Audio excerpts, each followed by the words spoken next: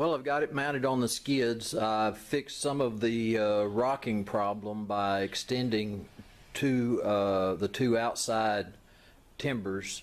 That made it a little more stable, and I kind of like that. It keeps stuff sort of away from that little eccentric crankshaft.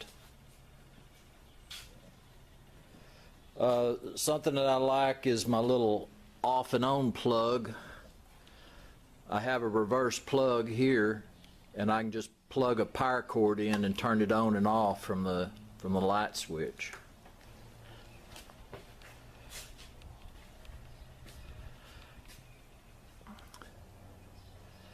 I've got my wheels on it. I can pick it up from the back with the floor jack and roll it around pretty effortlessly all over the shop and outside under the cover.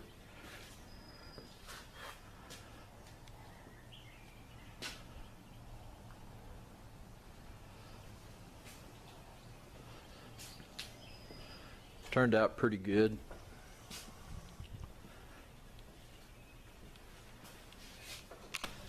One advantage of having that plug like that means I don't have a extra cord that's just dangling around, and I can plug that in and just turn it on right there. So that turned out pretty good.